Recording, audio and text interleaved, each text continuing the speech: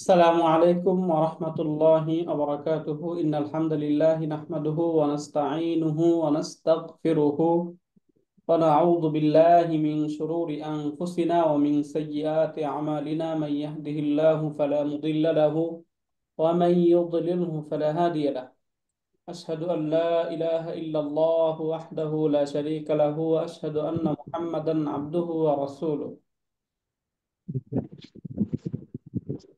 قال الله تعالى في كلامه المجيد ولقد يسرنا القرآن للذكر فهل من مدكر وقال رسول الله صلى الله عليه وسلم الدنيا سجن المؤمن وجنة الكافر أو كما قال النبي عليه الصلاة والسلام الحمد لله ثم الحمد لله আলহামদুলিল্লাহ আল্লাহ পাক রব্বুল আলামিনের নিকট শুকরিয়া জ্ঞাপন করছি মহান রব্বুল আলামিন আমাদেরকে কোরআন শুদ্ধ করে পড়া তাজভিদুল কোরআন ক্লাসে অংশগ্রহণের তৌফিক দান করেছেন আলহামদুলিল্লাহ সুম্মা আলহামদুলিল্লাহ। আলহামদুলিল্লাহ আমরা ইতিমধ্যে আমাদের আমরা গত ক্লাসে এবং এর আগের ক্লাসেও এই দুইটা ক্লাসে আমরা সংক্রান্ত যে সকল বিষয়গুলো রয়েছে এগুলো আমরা পড়েছিলাম। মাদের মধ্যে ইম্পর্টেন্ট আমরা যে মাদটা পড়েছিলাম সেটা হচ্ছে বেসিক মাদ। এই বেসিক মাদ যদি আদায় না করা হয় তাহলে অনেকাংশেই শব্দ অবকাঠামো বা শব্দের উচ্চারণ এবং শব্দের অস্তিত্ব এইগুলোই নষ্ট হয়ে যায় এবং বিলীন হয়ে যায়। এজন্য বেসিক মাদটা ইম্পর্টেন্ট, এটা আমরা আদায় করবই। এরপরে আমরা বেসিক মাদের সাথে কানেক্টেড দুইটা মাদ, এটা আমরা পড়েছিলাম যে বেসিক মাদের পর যদি একই শব্দে হামজা চলে আসে, বেসিক মাদের পর যদি একই শব্দে হামজা আসে তাহলে যে মাদ হয় এই মাদকে বলা হয় মাদ্দে মুত্তাসিল, তাই না? মাদ্দে মুত্তাসিল। যেমন এখানে যদি আমরা ফলো করি তাহলে দেখবো এই যে শিন ফাতহা, ফাতহার পরে এখানে খালি আলিফ, তাহলে বেসিক মাদ। বেসিক মাদের একদম ইমিডিয়েট পরে হামজা চলে আসছে, এটা হচ্ছে মাদ্দে মুত্তাসিল শাআ। তাহলে বেসিক মাদের পর যদি হামজা আসে তাহলে এই মাদ্দে মুত্তাসিল এটাকে আমরা তিন আলিফ চার আলিফ এভাবে পড়তে পারবো, শাআ। এবং এর বিপরীত বেসিক, হ্যাঁ, বেসিক মাদের পর যদি ভিন্ন শব্দে মানে অন্য আরেকটা যে শব্দ ওই শব্দের শুরুতে যদি হামজা থাকে তাহলে এটাকে বলা হয় মাদ্দে মুনফাসিল। মাদ্দে মুনফাসিল যেটাকে আমরা তিন আলিফ টেনে পড়ি, তাই না? তাহলে এখানে কি বলতে হবে? লা ইলাহা, লা ইলাহা। এখানে ভিন্ন লা শব্দ শুরুতে চলে আসছে, ইলাহা তাই না? তাহলে এটা মাদ্দে মুনফাসিল। তাহলে মাদ্দে মুত্তাসিল মাদ্দে মুনফাসিল আমরা ক্লিয়ার। এবং এখানে আমরা পড়েছিলাম হচ্ছে মাদ্দে লিন, তাই না? এবং এখানে আমরা মাদ্দে আরজি পড়েছিলাম। মাদ্দে আরজি খুব সহজ, যে ওয়াকফের সময় যদি মাদের হরফের পরের হরফে ওয়াকফ করা হয় তখন যে মাদ হয় এই মাদকে বলা হয় মাদ্দে হারজি। আরজি, তাই না? মাদ্দে আরজি। তাহলে মাদ্দে আরজিকে এক আলিফ দুই আলিফ তিন আলিফ এই তিন আলিফ পর্যন্ত টেনে পড়া যাবে। যেমন আলামি না ছিল, এখানে ওয়াকফ করা হচ্ছে নুনের মাঝে, এই জন্য আলামিন, তাই না? এবং বেসিক মাদ আমরা পড়েছি বা, বি, বু। তাহলে মাদ সংক্রান্ত আমরা অনেকগুলো এবং এই সবগুলো এখানে পড়েছিলাম। মাদের যে প্রকার, প্রথম হচ্ছে বেসিক মাদ, বেসিক মাদ এবং মাদ্দে আরজি, বুঝতে পারলাম আমরা এটা। বেসিক মাদ একটু আপনাদের কাছ থেকে শুনবো, বেসিক মাদ কাকে বলে? যদি জবরের পর খালি আলিফ থাকে, তাই না? জেরের পরে ইয়া সুকুন থাকে এবং পেশের এরপরে পরে ইয়া সুকুন, ওয়াও সুকুন থাকে। পেশের পর ওয়া সুকুন। রাইট, বেসিক মাদ শেষ। মধ্যে আরজি বেসিক মাদের সাথেই কানেক্টেড এবং বেসিক মাদ সংশ্লিষ্ট একটা মাদ, যে বেসিক মাদের পরের শব্দে যদি ওয়াকফা করা হয় তাহলে যে মাদ হয় এই মাদকে বলা হয় মাদ্দে আরজি, তাই না? এরপর এখান থেকে আমরা সেকেন্ডারি মাদ পড়েছিলাম। সেকেন্ডারি মাদ হচ্ছে দুই ধরনের, মাদ্দে মুত্তাসিল মাদ্দে মুনফাসিল। যে বেসিক মাদের পর যদি একই শব্দে হামজা থাকে তাহলে মাদ্দে মুত্তাসিল, যদি ভিন্ন শব্দে হামজা থাকে তাহলে মাদ্দে মুনফাসিল। মুনফাসিল। এরপরে মাদ্দে লাজিম পড়েছিলাম, যে বেসিক মাদের পর একই শব্দে যদি তাসদিদ অথবা সুকুনযুক্ত অক্ষর থাকে তাহলে মাদ্দে লাজিম, তাই না? এবং লিনের হরফের পরে যদি ওয়াকফ করা হয় তাহলে যে মাদ হয় এই মাদকে বলা হয় মাদ্দে লিন। এবং মাদ্দে ইওয়াজ আমরা পড়েছিলাম যে দুই জবরের পরে যদি ওয়াকফ করা হয় তখন যে মাদ হবে, তখন দুই জবরের মধ্যে এক জবরকে রেখে এবং এক জবর টেনে পড়া হয়, এটাকে মাদ্দে ইওয়াজ বলে। এই ছিল আমাদের মাদ সংক্রান্ত আলোচনা। আজকে ইনশাল্লাহ আমরা যে উস্তাদ বিষয়টা আরেকটা ছিল, মাদ্দে সিলা ছিল আরেকটা। হ্যাঁ, রাইট, এই যে মাদ্দে সিলা, এটাকে একটু বলে আমরা এরপর আমরা নতুন সাবজেক্ট আজকে শুরু করবো ইনশাল্লাহ। মাদ্দে সিলা সহজ। মাদ্দে সিলা বোঝার জন্য আমরা বলেছিলাম যে এই হ্যাঁ, যে হু এরকম। বা হি, তাই না, হু বা হি এই দুইটা শব্দ তার উভয় পাশে হারাকা থাকতে হবে, তাই না, উভয় পাশেই হারাকা থাকবে। এবং এর পরের যে শব্দটা হবে এই শব্দটা যদি হামজা ছাড়া অন্য হরফ হয় তাহলে টানতে হবে এক আলিফ। আর যদি হামজা থাকে তখন টানতে হবে তিন আলিফ, তাই না। মিনালি। যেমন এখানে যে মা লা হু, এই যে হু শব্দ আসছে এবং এখানেও হারাকা আছে, এরপরে শব্দের মাঝে হারাকা আছে। তবে পরের শব্দটা এখানে কি আসছে, হামজা নাকি ওয়াও? ওয়াও। ওয়াও চলে আসছে, তার মানে হামজা নেই, তাহলে টানতে হবে এখানে কয় আলিফ, এক আলিফ। একালিপ। মা লাহু ওয়া মা কাসাব, মা লাহু ওয়া মা মা কাসাব। কাসাব। তাই না, এইভাবে টানতে হবে। এখন এরপরে দেখুন এখানে আমরা দেখি মা লাহু ওয়া আখলাদা, এই যে হামজা এখানে চলে আসছে, যেহেতু এখানে হামজা আসছে তাহলে কয় আলিফ টানতে হবে, তিন আলিফ। মিনালি। তিন আলিফ। মা লাহু আখলাদা, লাদা। মা লাহু আখলাদা। এইভাবে বলতে হবে। তাহলে এই যে এটাকে বলা হয়, যদি ওয়াও ছাড়া অন্য হরফ থাকে তাহলে এই যে মাদ, এই মাদকে কি মাদ বলে, সিলা সুগরা, মাদ্দে সিলা সুগরা। আর যখন হামজা থাকবে তখন তাকে বলা হয় মাদ্দে সিলা মাদ্দে সিলা কুবরা। কুবরা। ক্লিয়ার, মাদ ক্লিয়ার আমরা জানি আলহামদুলিল্লাহ। আলহামদুলিল্লাহ। আলহামদুলিল্লাহ, আজকে আমরা যে বিষয়টা দেখব এটা হচ্ছে, মনে করেন দুইটা শব্দ, আমরা দুইটা শব্দ প্রথমে দেখব এবং এই দুইটা শব্দের শুরুর এই আহ, শুরুর দুইটা শব্দের মধ্যে সুকুনযুক্ত শব্দ আছে। যেমন দুইটা শব্দ প্রথমে একটু একটু আমরা বোঝার চেষ্টা করি। এই যে একটা আন একটা শব্দ, তাই না, আমি আরেকটা শব্দ নিচ্ছি, আল মাদারা সাতু, এই যে আলবান। তাহলে দেখুন তো এখানে এই যে আন যে শব্দটা পাচ্ছি, আন শব্দ, এটা আনের শেষে কি সুকুনযুক্ত অক্ষর, এবং এই যে লাম এটাও সুকুনযুক্ত অক্ষর, দুইটাই সুকুনযুক্ত অক্ষর। তাহলে এই যে দুইটা সুকুন যখন একদম পাশাপাশি থাকে তখন কি পড়া যায়, দেখুন তো এটা পড়া যায়, আমি ক্লাসে আছি। পড়া যায় না। এরকম ডাবল সুকুন, দুই সুকুন যখন পাশাপাশি থাকে তখন নরমালি পড়া যায় না। এখন এটাকে পড়ার জন্য আমাদের অন্য কোনো একটা ওয়ে নিতে হবে, তাই না। এই এই জায়গাটাতে হয়তো বা জবর, জের, তাহলে পেশ, ফাতহা, কাসরা অথবা দম্মা, এই তিনটার কোনো একটা দিতে হবে। যদি আমরা এখানে কোনো একটা কিছু দেই তাহলে আমরা পড়তে পারবো। যেমন এখানে যদি আমি দেখি কাসরা দিলাম তাহলে কি পড়বো এটাকে, আনিল অনিল। মাদ্রাসা, তাই না, আনিল মাদ্রাসাতি। এই যে আনিল মাদ্রাসা, তাহলে আনের মাঝে কাসরা দেওয়ার কারণে পড়া যাচ্ছে। অন্যথায় এই দুই সুকুন যখন একসাথে থাকবে তখন কিন্তু কোনোভাবেই পড়া যাবে না, তাই না। এখন এই দুই সুকুন যখন একসাথে থাকবে তখন এটাকে বেসিক্যালি জবর, জের এবং পেশ এই তিনটা দিয়েই পড়া যায়। এখন কখন জবর দিয়ে পড়া যাবে, কখন জের দিয়ে পড়া যাবে এবং কখন পেশ দিয়ে পড়তে হবে, এই নিয়মটাই আমরা দেখব। হ্যাঁ, এখন একদম সুন্দর একটা উদাহরণ থেকে আমরা এই বিষয়টা আজকে ইনশাল্লাহ দেখে ফেলার চেষ্টা করব। প্রথম কথা হচ্ছে, এই যে দুই সুকুনের প্রথম যে সুকুনটা, দুই সুকুনের প্রথম যে সুকুন, দুইটাই তো সুকুন, তাই প্রথম সুকুনটা যদি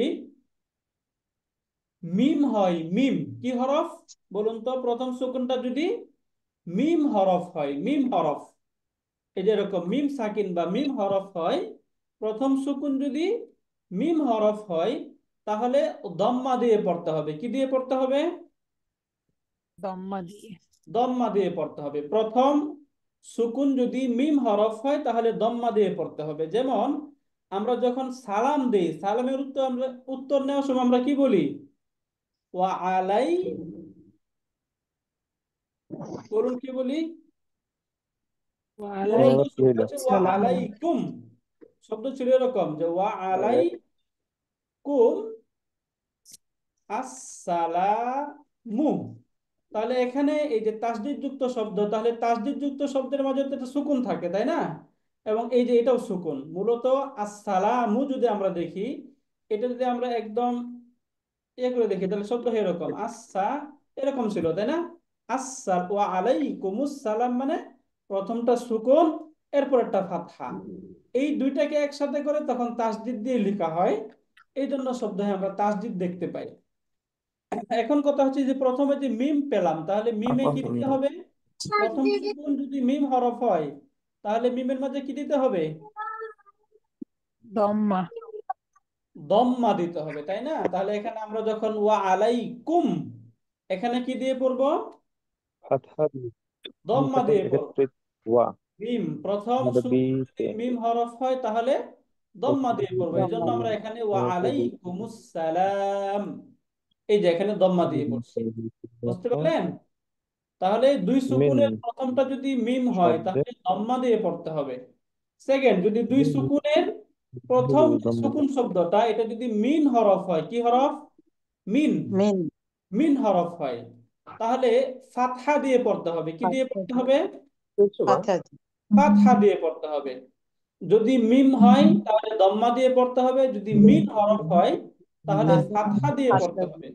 ফাতহা দিয়ে পড়তে হবে। কি দিয়ে পড়তে হবে? ফাতহা দিয়ে। ফাতহা দিয়ে পড়তে হবে, তাই না?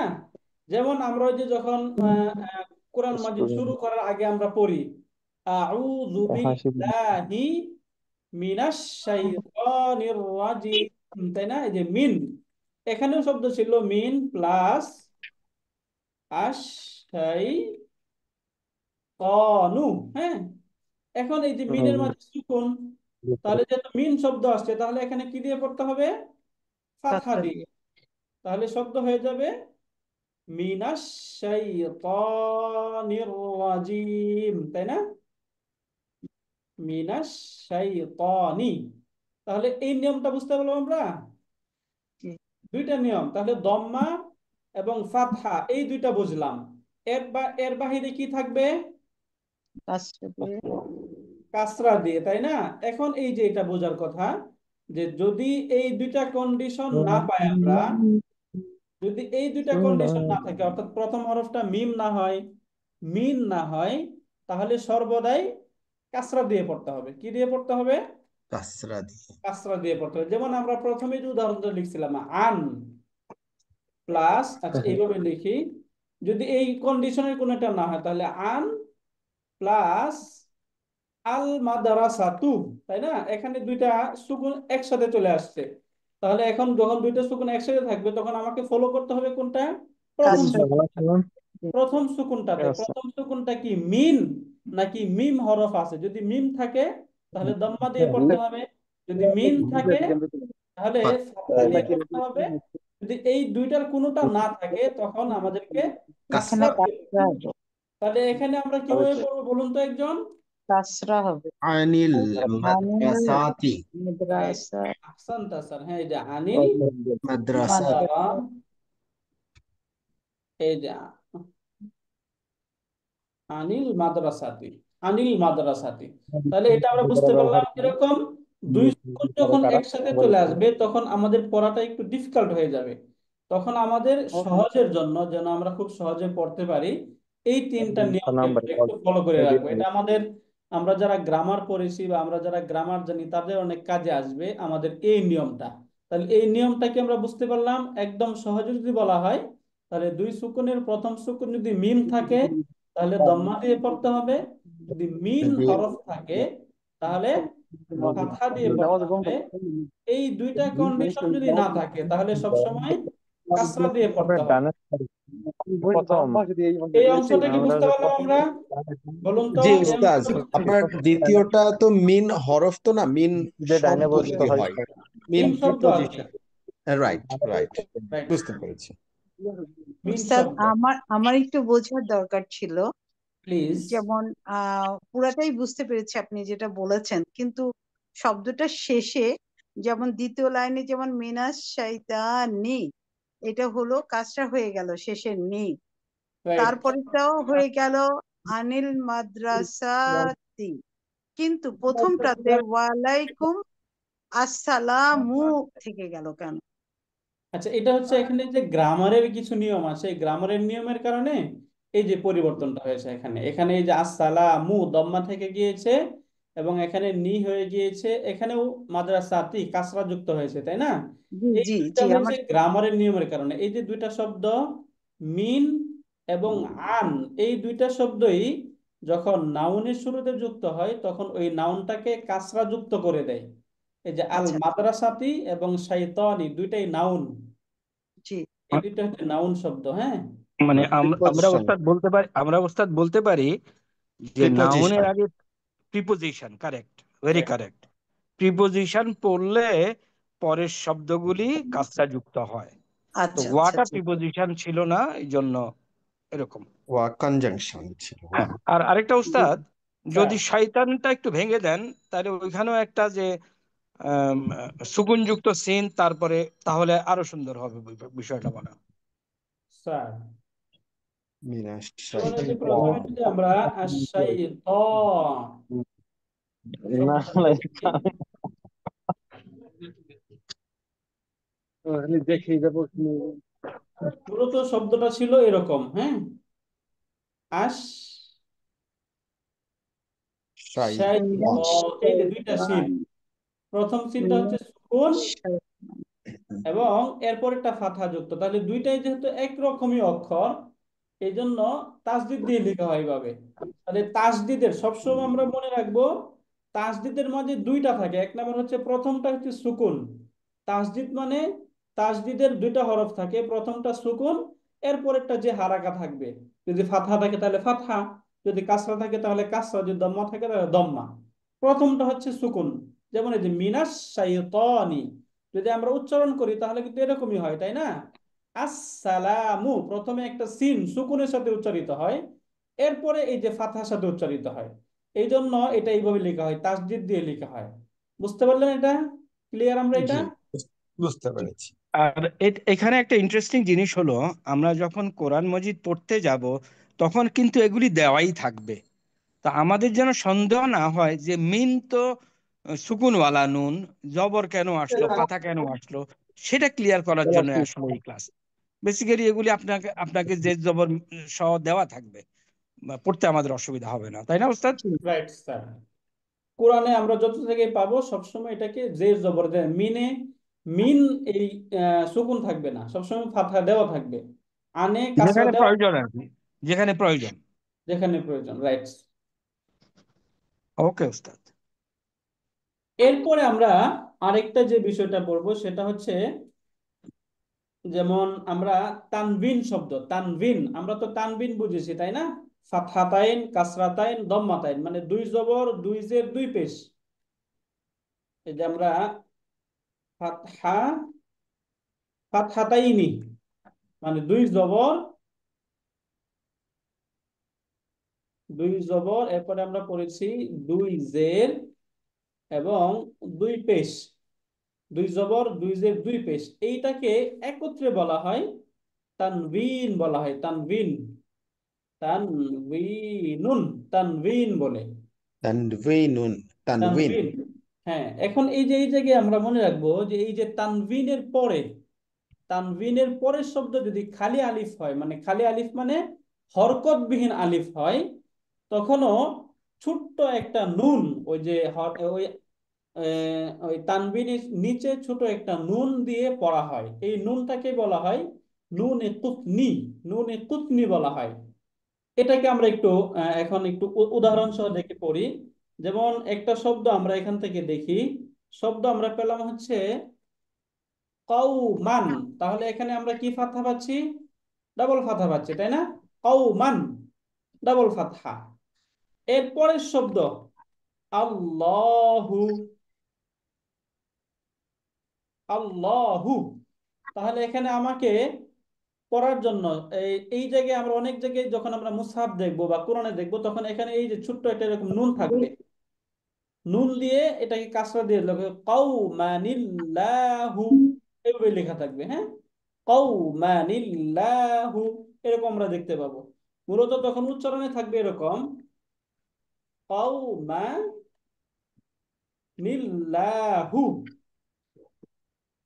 এরকম থাকবে। আচ্ছা, এখানে কওমানিল্লাহু, বুঝতে পারলেন? এই যে এর এই নুনটার সাথে এই নুনটা এরকম আমরা পাবো না, একদম ছোট করে নুনটা দেওয়া থাকবে, এরকম ছোট নুন দেওয়া থাকবে। তখন এটা আমরা লিখাই দেখবো এরকম, কিন্তু পড়ায় চলে আসবে এইভাবে, কওমানিল্লাহু, কওমানিল্লাহু। তাহলে এই যে ছোট নুন, এই নুনটাকে কি নুন কওমানিল্লাহ বলা হয়? নুনে কুতনি নুনে কুতনি। এটা কি বলা হয়? নুনুন কুতনিয়ুন, নুনুন কুতনিয়ুন, নুনে কুতনি।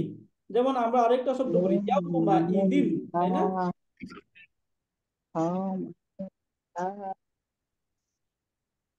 এই যে দেখুন আরেকটা শব্দ আমরা নিচ্ছি, ইয়াউমা ইজিন ইদিন। এই যে ইয়াউমা ইদিন, তাহলে ইজিন দেখুন তো এখানে আমরা কি তানবিন পেয়ে গেলাম না?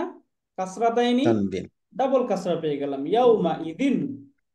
এরপরে প্লাস আরেকটা শব্দ ইয়াউমা ইদিন আল হাক্কু, ইয়াউমা ইদিন আল হাক্কু। তাহলে এখানে যখন এই যে কাসরা তানবিনের পরে যখন এরকম খালি আলিফ থাকবে, তখন নরমালি এরকম ছোট্ট একটা নুন সহকারে পড়তে হয়, তাই না? এখন এটাকে আমরা কিভাবে পড়বো তাহলে? ইয়াউমা ইয়াউমাইযিন ইযিনিল হাক্ক। হাক্কু। তাহলে তানবিন থেকে তখন একটা হারাকা ড্রপ হয়ে যাবে, তাই না? একটা হারাকা ড্রপ হয়ে যাবে। এখানে মূলত ইয়াউমা ইযিনিল্লাহু এইভাবে পড়া হচ্ছে, তাই না? ইয়াউমা ইযিনিল হাক্কু, এই যে নুন, এই ছোট এরকম নুন থাকবে, এই নুনটাকে কি নুন বলা হয়? নুনে নুনে কুতনি কুতনি। নুনে কুতনি। তাহলে এই নুনে কুতনি এটা আমরা ক্লিয়ার। ক্লিয়ার কখন হবে এটা? তানবিনের পর যদি হরকতবিহীন আলিফ থাকে, তানবিনের পরে যদি হরকতবিহীন আলিফ থাকে, তখন ওই তানবিন থেকে একটা হারাকা ড্রপ করে দিয়ে ছোট্ট একটা নুন দিয়ে তখন পড়তে হয়। এরকম নুন লেখাই থাকবে, আমাদের আবার নিজেকে মেক করতে হবে এরকম না। আমরা যখন কোরআন পড়বো তখন নুন দেওয়া থাকবে এরকম ছোট নুন, তখন আমরা এভাবে পড়বো ইয়াউমা ইযিনিল হাক্কু। এটা আমরা পড়ছি এই জন্য যে এরকম নুন যখন থাকবে তখন আমাদের জন্য আর কনফিউশন না হয়। ওস্তাদ জি, এটা কি পড়ার সুবিধার্থে নাকি এটা রুলস ওস্তাদ জি? পড়ার সুবিধার্থে, এটা আচ্ছা। পড়ার সুবিধার্থে। ওকে, তাহলে নুনে কুতনিটা আমরা ক্লিয়ার। এরপরে আমরা আজকে যে বিষয়টা পড়বো সেটা হচ্ছে ইম্পর্টেন্ট, যে আল্লাহ শব্দ পড়ি আমরা, তাই না? ওস্তাদ, আমাদের আল্লাহ। শীটে কিছু এক্সাম্পল দেওয়া আছে, ওগুলি যদি একটু দেখাতেন। জি স্যার।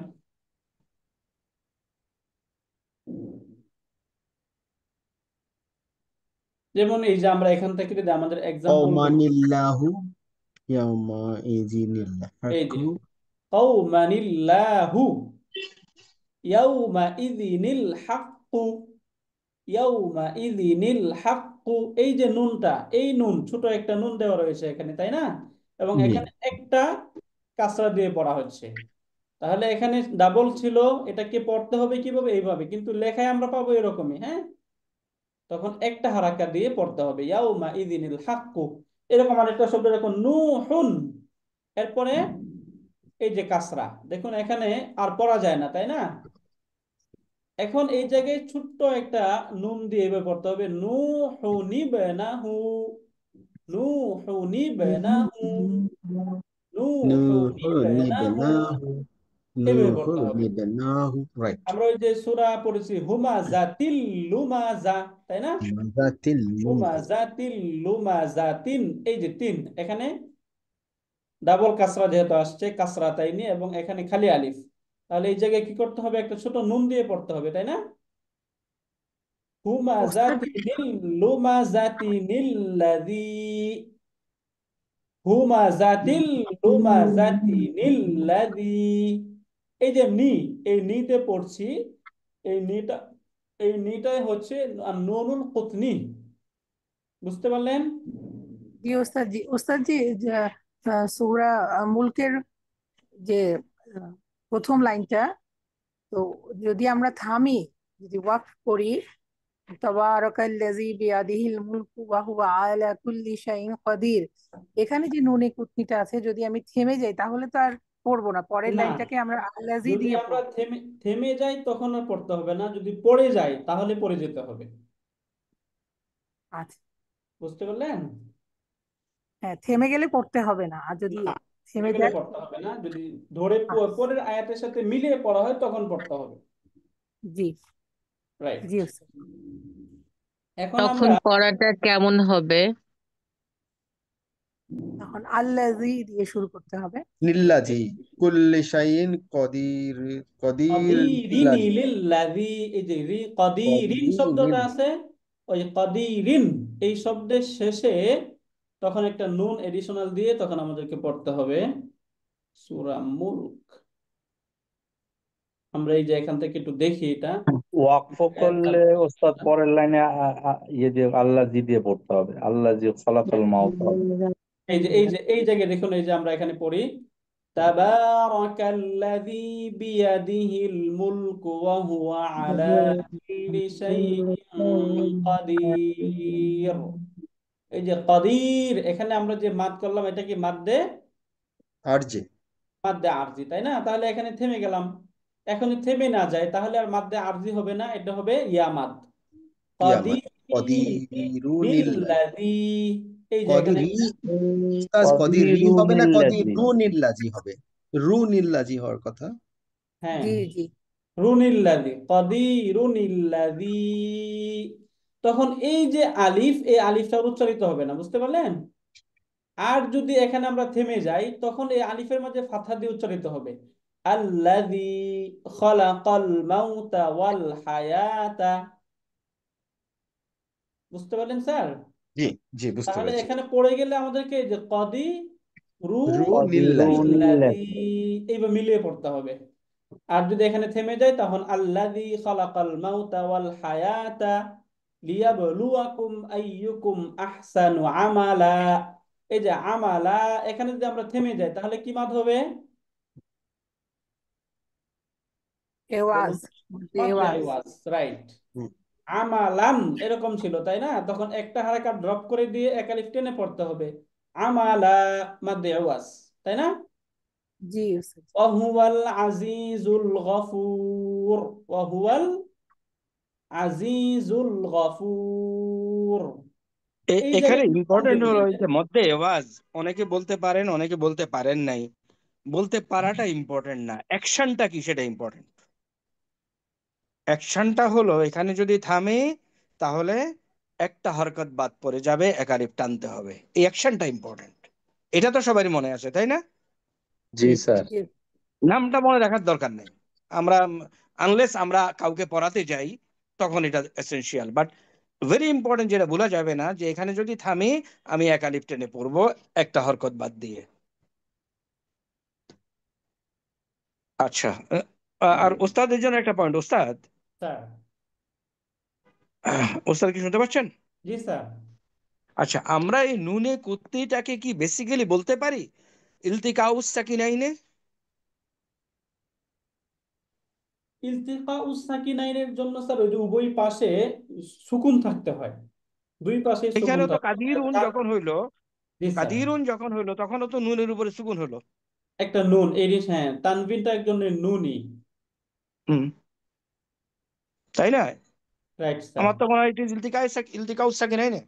হ্যাঁ, ইলতিকাউস সাকিনা ধরা যায় স্যার। হ্যাঁ, তাহলে এটা একটু দেখেন। একই জিনিস। যেটা এই যে কাদিরুন, একটু এটা আমরা লিখে দেখি, যেমন কাদিরুন যে শব্দটা আমরা পাই,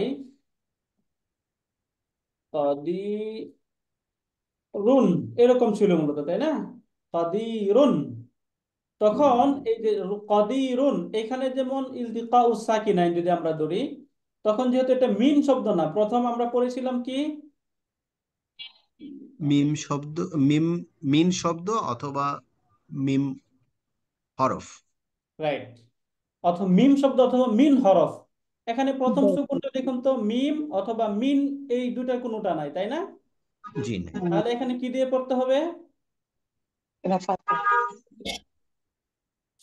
কাসরা দিয়ে পড়তে হবে, তাই না? কাজটা দিয়ে করতে হবে। কাসরা দিয়ে পড়তে হবে। তাহলে এই যে এই নিয়মটা এখানে আমরা যদি আমরা অ্যাপ্লাই করি তাহলেই হয়ে যায়, তাই না? যে এখানে মিম বা মিন শব্দ নেই, তাহলে কাসরা দিয়ে পড়তে কাজটা হবে। দিয়ে করেছি, রাইট। আচ্ছা Right. ওস্তাদ কদিরু এটা নিল্লাযী, রাইট। হ্যাঁ, ওস্তাদ বিষয়টাকে আরেকটু সোজা করে দেন। আন লেখেন তো, হাত দিয়ে লেখেন, কলম দিয়ে লেখেন। আন নিচে নিচে কলম দিয়ে লেখেন, আপনার এটার উপরে কলম দিয়ে লেখেন আন, আর একটু বড় করে লেখেন। right. আন হ্যাঁ হ্যাঁ, আন। আর নিচে লেখেন মিন।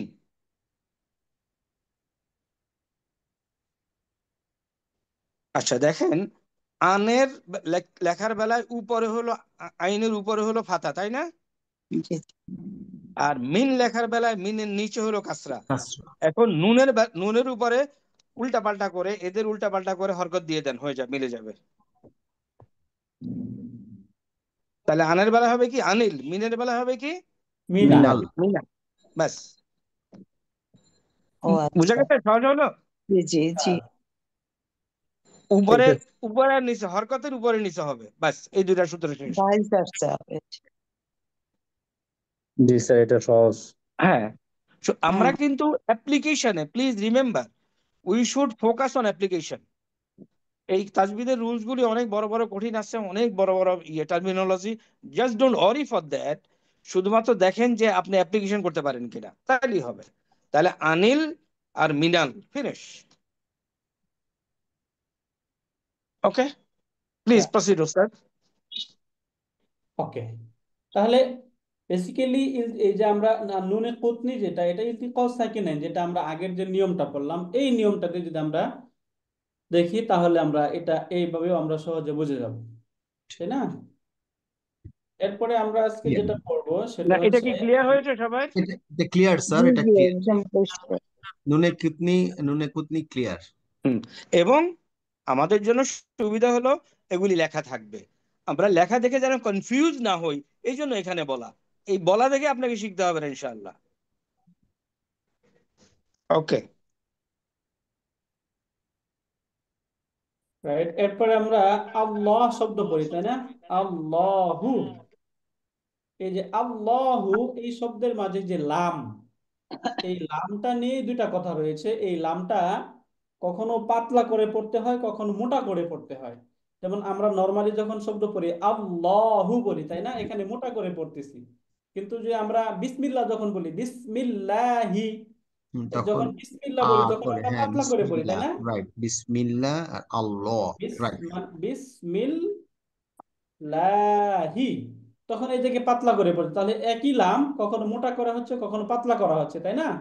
এখন এটাই আমরা দেখবো যে কখন মোটা করে পড়তে হয়, কখন পাতলা করে পড়তে হয়।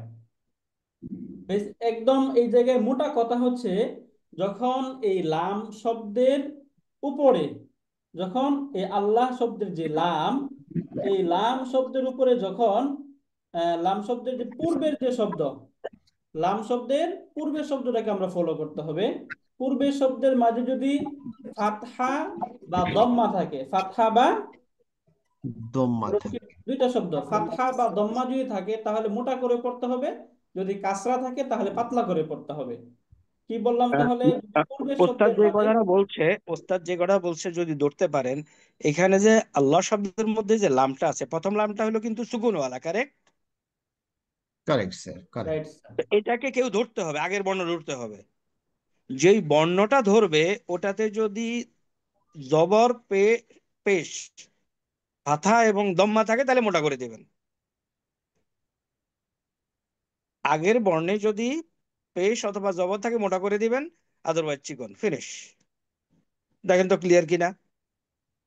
যেমন এই যে আমরা যদি আমাদের শিটে আসি, দেখুন তো এই জায়গায় এই যে প্রথমে আমরা যে শব্দটা পাচ্ছি এখানে, এই যে আল্লাহ, ইন্নাল্লাহা, তাহলে এই যে আল্লাহ এই শব্দের প্রথমটা কি? ফাতহা। এই জন্য এখানে ইন্নাল্লাহ মোটা, ইন্নাল্লাহা, ল লম্বা করে পড়া হচ্ছে, মোটা করে, তাই না?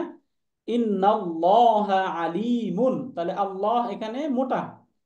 এরপরে রসুলুল্লাহি, এই যে আল্লাহ শব্দ, এর পূর্বের শব্দের মাঝে দম্মা। হুম, আল্লাহর দম্মা লাম এবং লাম বর্ণটাকে মোটা করে পড়তে হবে। রাইট। তাহলে এই জায়গায় আল্লাহর যে লাম এর পূর্বের শব্দে ফাথা ছিল, এখানে দম্মা, দুই জায়গায় মোটা করে পড়তে হবে। ইন্নাল্লাহা রাসূলুল্লাহি, লহি তাই না? এরপরে আমরা যে আউযু বিল্লাহ পড়ি, আউযু বি, বিল্লাহ, এখানে কাসরা, বিল্লাহি কিভাবে পড়বে এটা? বিল্লাহি পাতলা করে, বিল্লাহি পাতলা করে। এখানে যদি আমরা বিল্লাহি পড়ি তাহলে কি হবে? ভুল হবে না? ভুল হয়ে যাবে। ভুল হয়ে রাইট। যাবে। তাহলে কিভাবে পড়তে হবে? আউযু বিল্লাহি, আউযু বিল্লাহি, হ্যাঁ, আউযু বিল্লাহি মিনাশ শাইতানির রাজিম, তাই না? তাহলে এখানে সিমিলার বিসমিল্লাহ, তাই না? বিসমিল্লাহি পাতলা, বিসমিল্লাহি বলা যাবে না, কারণ ওই জায়গায় ওই লামটা কি হবে? পাতলা হবে। তাহলে আল্লাহ শব্দের যে লাম, এই লামটা কখন মোটা করে পড়তে হবে, কখন পাতলা করে পড়তে হবে, ক্লিয়ার? আমরা ক্লিয়ার ক্লিয়ার। মোটা করে পড়তে হবে যখন এর ফাথা পূর্বের এবং শব্দে ফাতহা বা দম্মা থাকবে, আর যদি পূর্বের শব্দে কাসরা থাকে তাহলে পাতলা করে পড়তে হবে। আশা করি ক্লিয়ার, তাই না? আলহামদুলিল্লাহ, আলহামদুলিল্লাহ। শুকরান। এরপরে আমরা আজকে র সংক্রান্ত একটা আলোচনা করব। সিমিলার হচ্ছে র, আমরা এই যে আল্লাহ শব্দের লাম যেরকম দেখলাম মোটা এবং পাতলা করে পড়তে হয়, র শব্দ, এই র শব্দটারও দুইটা বিধান রয়েছে। এই র শব্দটাও মোটা এবং পাতলা করে পড়তে হয়। আমরা যখন একদম অ্যালফাবেটে পড়েছিলাম তখন র কে আমরা বলেছিলাম যে রটা হচ্ছে একটা মোটা হরফ, তবে এটার পাতলা রূপও আছে, যেটা আমরা সামনে বিস্তারিত পড়বো, তাই না? জি এটা পড়েছিলাম। তাহলে আজকে এডিশনে আমরা যেটা পড়বো যে র শব্দটাকে আমরা কখন মোটা করে পড়বো, কখন পাতলা করে পড়বো, এটাকে সহজে বোঝার জন্য প্রথমে আমরা একটু এখান থেকে দেখি, এরপর আমরা শিটে দেখব। প্রথম কথা হচ্ছে, র হরফের মাঝে যদি জবর থাকে, ফাতহা থাকে, দুই জবর থাকে, দম্মা থাকে, অথবা দম্মাতাইন, দুই দম্মা থাকে, তাহলে সিঙ্গেল ফাতহা ডাবল ফাতহা, সিঙ্গেল দম্মা ডাবল দম্মা, অথবা যদি র হরফের মাঝে খাড়া ফাতহা থাকে, খাড়া ফাতহা অথবা উল্টা দম্মা, এরকম উল্টা দম্মা থাকবে, হ্যাঁ, খাড়া ফাতহা বা উল্টা দম্মা থাকে, তাহলে জবর, দুই জবর, পেশ, দুই দুই পেশ, পেশ, খাড়া ফাতহা যেটা আলিফ সগীরা, এবং উল্টা দম্মা, এই কন্ডিশনে যদি আমরা র কে পাই তাহলে রটা কি হবে? মোটা হবে। রটাকে মোটা মোটা করে পড়তে হবে। যেমন এটাকে আমরা কি পড়বো? র ফাতহা র, কি পড়তে হবে? র ফাতহা র, তাই না? র, জি র, র ফাতহাতাইনি, রন, রন, রন, রান বলা যাবে না, রন বলতে হবে। র দম্মা রু, র দম্মা রু, র দম্মাতাইনি রুন, র খারা ফাতহা র, র উচ্চ দম্মা রু, এভাবে বলতে হবে, হ্যাঁ। র, রন, রু, রুন, র, রু। এই যে এটা হচ্ছে র মোটা হওয়ার কন্ডিশন। একটা কন্ডিশন গুলো রকে মোটা করে পড়তে হবে। সেকেন্ড কন্ডিশন, যদি র হরফটা সুকুন যুক্ত হয়, র হরফ সুকুন, সুকুন যুক্ত হয়, এবং সুকুন যুক্ত হওয়ার পর তার পূর্বের যে শব্দ থাকবে, পূর্বের শব্দ যদি এই কন্ডিশনের হয়, জবর আছে পূর্বের শব্দে, অথবা দুই জবর রয়েছে, দম্মা থাকবে, দুই দম্মা থাকবে, অথবা খাড়া ফাতহা বা উল্টা দম্মা থাকবে, এই কন্ডিশন যদি হয়, র সুকুন তার পূর্বের শব্দের মাঝে, এই যে কন্ডিশন গুলো আমরা পড়লাম, এর কোনো একটা কন্ডিশন হলে তখন রকে মোটা করে পড়তে হবে। যেমন আমরা দেখি একটা শব্দ, বা ফাতহা র সুকুন, কি হবে? বার, মোটা করে পড়তে হবে, বার, বা ফাতহা র সুকুন বার, কি পড়তে হবে? বার, বার, বার, বার, তাই না? মোটা করে। মোটা করে পড়তে হবে, তাই না? যেমন আমরা কুরআন পড়ি, কুরআন, কফ দম্মা র সুকুন কুর, তাই না? কুর, কুর বলা যাবে না, পাতলা করা যাবে না, কুর আনুন, কুর আনুন, তাই না? কুরআন, আনুন, তাহলে র, কুরআন, কুর কুরআন, আনুন, তাই না? আনুন, আক বারু, আকবার, আক বারু, বার, এখানে সুকুন করে দিলাম, আকবারু, আকবার, আকবার, কি করতে আকবার, হবে? আকবার, মোটা রকে করে। মোটা করে পড়তে হবে। তাহলে র সুকুন এবং তার পূর্বে যদি এই কন্ডিশন হয় তাহলে রকে মোটা করে পড়তে হবে। এরপরে আমরা বললাম আমরা র সুকুন পাচ্ছি, তাই না?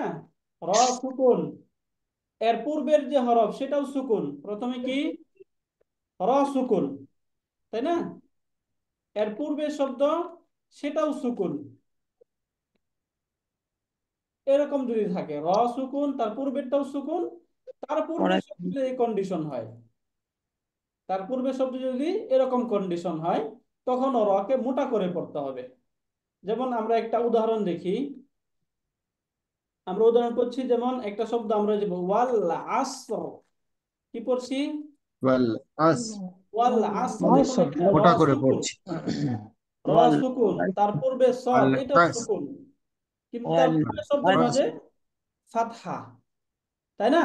ফাতহা, এই এই কন্ডিশন হয়ে গেল ফাতহা। তাহলে তখনও রকে মোটা করে পড়তে হবে। ওয়াল আসর, কি বলবো আমরা? ওয়াল আস ওয়াল আসর, তাই না? ওয়াল আস শুক্র, শুক্র, শুকর এই যে র মোটা, তাই না? শুকর র সুকুন, তার পূর্বে শব্দ সুকুন, তার পূর্বে দম্মা, তাহলে রকে মোটা করে পড়তে হবে। তাহলে এই কন্ডিশন কি আমরা বুঝতে পারলাম? প্রথম কথা হচ্ছে রর মাঝে যদি ফাতহা, ডাবল ফাতহা, দম্মা, ডাবল দম্মা এবং খাড়া ফাতহা, উল্টা দম্মা থাকে তাহলে রকে মোটা করে পড়তে হবে। এরপর হচ্ছে সুকুনের কন্ডিশন, যদি রর সুকুন হয় এবং তার পূর্বের শব্দে এই কন্ডিশন হয় তখনও রকে মোটা করে পড়তে হবে। এরপর র সুকুন, তার পূর্বের শব্দটাও সুকুন এবং তার পূর্বের শব্দে যদি এই কন্ডিশন থাকে তখনও রকে মোটা করে মোটা পড়তে হবে। তাহলে রকে মোটা করে পড়ার যে কন্ডিশন, এটা আমরা ক্লিয়ার? জি উস্তাদ ক্লিয়ার। এই যে রকে মোটা করে পড়ার কন্ডিশন হচ্ছে এগুলো। এরপরে যদি আমরা আসি, তাহলে এখন কন্ডিশন রকে কখন পাতলা করে পড়বো, তাই না? পাতলা, এই যে এখানে আমরা যেগুলো পড়লাম, আর বাকি রয়েছে আমাদের কি তাহলে? শুধু কাসরা। কাসরা এবং ডাবল কাসরা, তাই না? এবং খাড়া কাসরা, এই যে কখনো র এর নিচে এরকম খাড়া কাসরা থাকতে পারে, হ্যাঁ? তাহলে এই যে তিনটা কন্ডিশন, র যদি কাসরা যুক্ত হয়, কাসরা তাইনি ডাবল কাসরা হয় এবং খাড়া কাসরা থাকে রর নিচে, তাহলে রকে পাতলা করে পড়তে হবে। কি করে পড়তে হবে? পাতলা করে পড়তে হবে। যেমন এটাকে যে আমরা পড়ি র কাসরা রি, কি করব?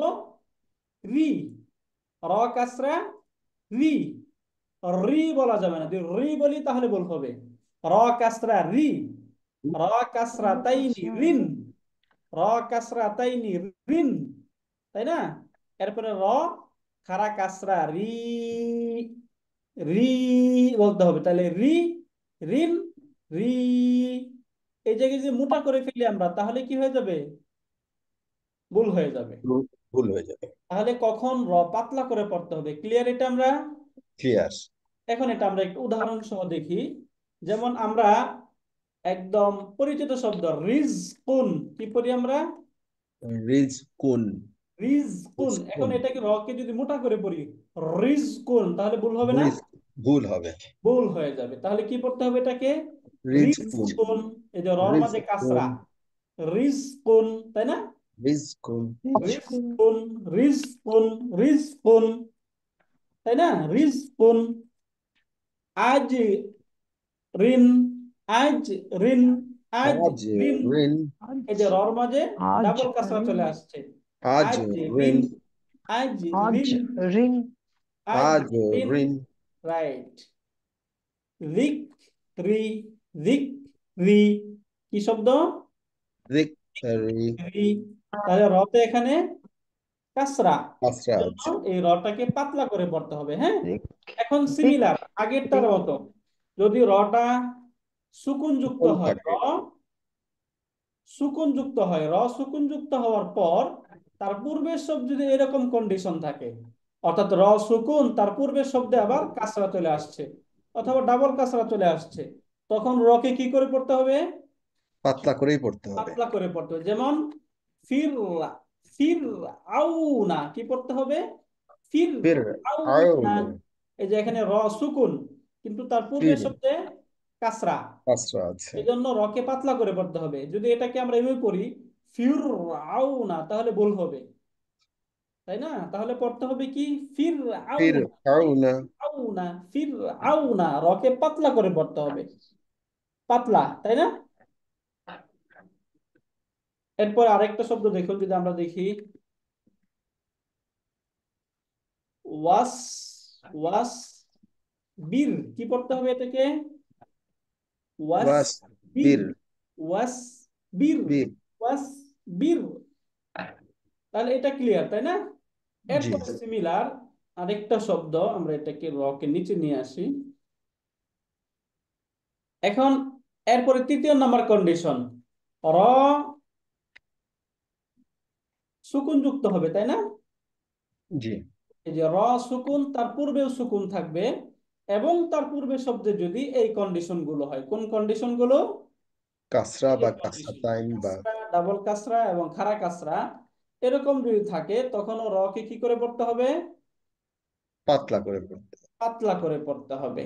যেমন আমরা দেখি, উদাহরণে আমরা দেখি, আমরা একটা শব্দ পড়ি হচ্ছে হিজ, হিজর, কি শব্দ পড়লাম?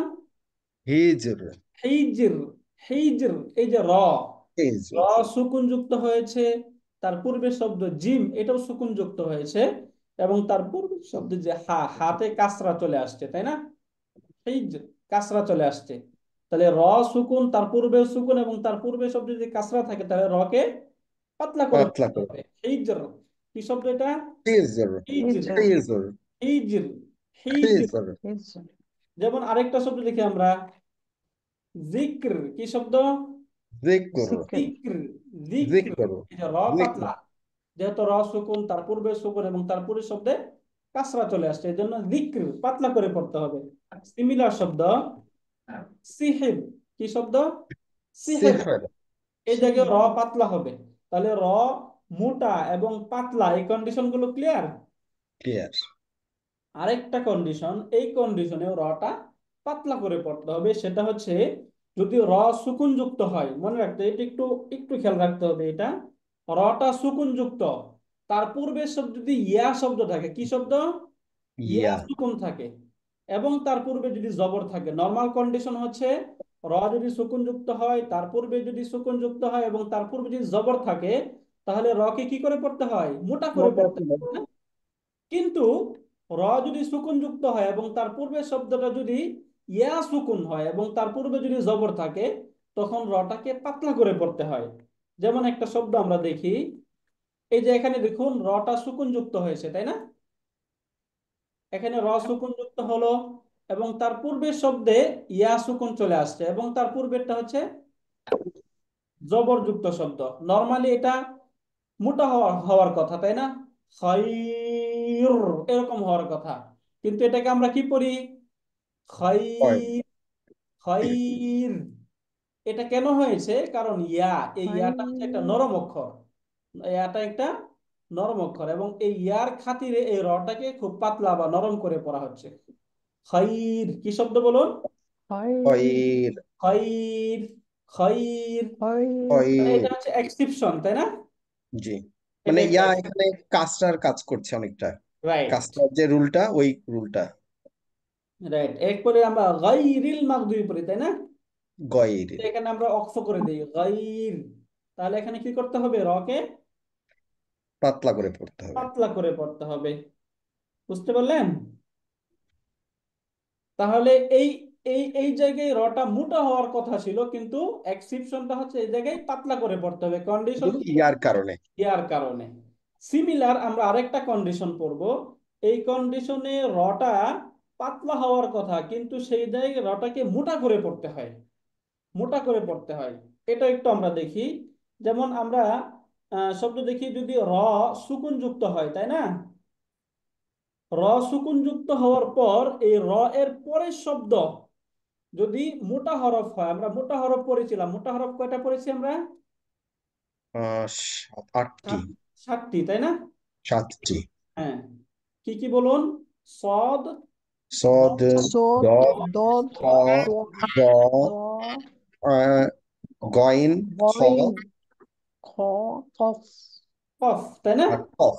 রাইট। ফুসফ, দগ, তিন, কিদ, এরকম। হ্যাঁ, সদ, দগ, ত, দ, গ, এই যে খ গইন কফ এরকম দিলে হয়, হ্যাঁ, খ গইন কফ, সদ দত ত দ খ গইন কফ, এরকম।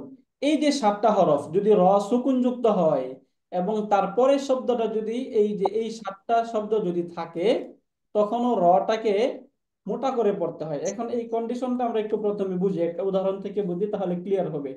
যেমন এই জায়গায় আমরা র কাস, এই যে এরকম যদি হয়, তাই না, র সুকুন তার পূর্বে জের আছে, তাহলে র সুকুন তার পূর্বে যদি জের থাকে তাহলে রকে পাতলা কি করে হওয়ার পড়তে কথা, হবে? পাতলা পাতলা হওয়ার হওয়ার কথা। কথা। কিন্তু এই এরপরে এই র সুকুনের পর যদি এই 7টা হরফের কোনো একটা হরফ থাকে তাহলে রটাকে মোটা করে পড়তে হয়। এটা হচ্ছে এক্সেপশন। যেমন আমরা শব্দ বললাম, একটা শব্দ এখান থেকে আমরা দেখি, বিল মির সদ। এই যে বিল মির সদ, এখানে নরমালি র সুকুন যুক্ত হয়েছে এবং তার পূর্বে কাসরা চলে পাতলা, আসছে, তাহলে রটাকে এখানে পাতলা করে পড়ার কথা। কিন্তু কিন্তু এটা সদের তো র কারণে এর পরে মোটা হরফ আসে, এই যে মোটা হরফ, এই মোটা হরফ আসার কারণে রটাকে মোটা করে পড়া হচ্ছে। তাহলে এই জায়গায় বেসিক্যালি র কে মোটা করে পড়া হচ্ছে না, রটাকে অন্য একটা রিজনের কারণে মোটা করে পড়া হচ্ছে, তাই না? জি, বুঝতে পেরেছি। এই যে, তাহলে এটাকে কি করে পড়তে হবে? মোটা করে মি- পড়তে হবে। মির সদ পড়বো নাকি মির সদ পড়বো, মির, কোনটা? মির সদ, মোটা মির করে। সদ, মির বিল মির সদ, সদ, তাই না? মির বিল মির সদ, সদ। বুঝতে পারলেন? তাহলে এটাও একটা এক্সেপশন, তাই না? এটা এক্সেপশন না? এটা এক্সেপশন। এক্সেপশন। এটা আমাদের এই রুলস এর এক্সেপশন হচ্ছে, এটা মনে রাখতে হবে। যেমন আরেকটা শব্দ দেখি আমরা, ফির কাতিন, ফির কাতিন, এই ফির জায়গায় হলো কাতিন, কেন? এই যে কফ আসার কারণে, কফের জন্য। কফ যেহেতু মোটা হরফ, এই জন্য এটাকে রটাকে পাতলা করে না পড়ে মোটা করে পড়া হচ্ছে, ফির কাতিন। ফির যদি আমরা, কাতিন, হ্যাঁ, ফির কতিন বলি তাহলে ভুল হবে, কি বলতে হবে? ফির কাতিন। ফির কতিন, ফির কতিন, তাই না? জি। রাইট। এইবার আসুন আমরা এই যে যে নিয়মগুলো বললাম, এটা সামারিটা নিয়ে আমরা, তাই না, এটা সামারি। তাহলে প্রথম সামারি হচ্ছে, রর মাঝে যদি জবর ফাতহা, ফাতহাতাইন, দম্মা, দম্মাতাইন এবং আলিফ সগীরা, উল্টা দম্মা, তাই না? উল্টা দম্মা মানে ওয়াও সগীরা। তাহলে এই যে এই কন্ডিশন যদি থাকে, এই কন্ডিশনের যদি কোনো একটা থাকে, তাহলে রকে মোটা করে পড়তে মোটা হবে। করে পড়বো। তাহলে এটা রকে হারাকার, একটা হারাকার অবস্থা এটা, তাই না? জি। এরপরে হচ্ছে রর মাঝে যদি সুকুন থাকে, রর মাঝে সুকুন হয়ে যদি তার পূর্বে এরকম থাকে, এই কন্ডিশনের কোনো হরফ থাকে, তাহলে তাহলে রকে সেম, সেম মোটা করে মোটা পড়তে করে হবে। পড়বো। এরপরে রও সুকুন, তার পূর্বের হরফটাও সুকুন, এর পূর্বের হরফে এরকম কন্ডিশন আছে, তাই না? তাহলে রকে মোটা করেই পড়তে মোটা হবে। করেই পড়তে হবে। এটা আমরা বুঝে গেলাম। এরপর রকে পাতলা করে পড়তে হবে, কি যদি রর মাঝে কাসরা থাকে, ডাবল কাজটা কাসরা সাইন থাকে, থাকে, বা ইয়া অথবা সগীরা খাড়া। মানে খাড়া কাসরা থাকে, তাই না, ইয়া সগীরা খাড়া কাসরা থাকে, তাহলে রকে পাতলা করে পড়তে হবে। সিমিলার যদি র সুকুন যুক্ত হয় এবং এই কন্ডিশন থাকে তার পূর্বের হরফে, তাহলে রকে পাতলা করে পড়তে হবে। র সুকুন, তার পূর্বেও সুকুন এবং এর পূর্বে এরকম কন্ডিশন যদি হয়, তাহলে রকে পাতলা করে পড়তে হবে। এরপর এটার একটা এক্সেপশন আমরা পড়লাম, যে যদি র সুকুন যুক্ত হয় এবং তার পূর্বে যদি ইয়া ইয়া থাকে, সুকুন থাকে এবং তার পূর্বে ফাতহা বা দম্মা যাই থাকুক, এরকম থাকলে রকে মোটা করে পড়ার কথা, কিন্তু ইয়া থাকার কারণে এটাকে কি করে পড়তে হবে? পাতলা করে পাতলা পড়বো। করে পড়তে। এটা একটা এক্সেপশন, তাই না? এটা হচ্ছে র পাতলা, মোটা হওয়ার কথা, পাতলা করে পড়া হচ্ছে, এটা এক্সেপশন। সিমিলার, র যদি যেখানে পাতলা করে পড়ার কথা, কিন্তু র এর পরে যদি এই মোটা 7টা অক্ষরের কোনো একটা অক্ষর থাকে, তখন র কে কি করে পড়তে হয়? মোটা তখন মোটা করে পড়বো আমরা মোটা তখন। করে পড়তে হয়। তাহলে র সংক্রান্ত, রর মোটা এবং পাতলা কিভাবে করতে হবে, এটা কি আমরা ক্লিয়ার হলাম? একটু পেছানো, বাস অ্যাকশনটা যেন আমাদের মনে থাকে, তাই না, ইনশাআল্লাহ? হ্যাঁ, আর আর আরেকটা শব্দ আছে ওই যে মাঝে রে হা, ওটা অবশ্য কোনো রুল নাই, ওটা যদি একটু দেখায় দেন। জি স্যার। আরেকটা শব্দ এরকম আমরা পাবো,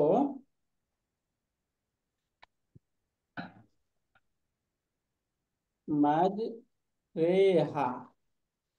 এখানে মাঝ রেহা, এই যে রতে কাসরা এখানে, তাই না, তো মোটা করে কাসরা, পড়ার কথা। কিন্তু পাতলা করে পড়ার কথা। রতে যদি কাসরা থাকে তাহলে কি কাঁচরা করে থাকে, পড়া? রাইট, হ্যাঁ, পাতলা হয়।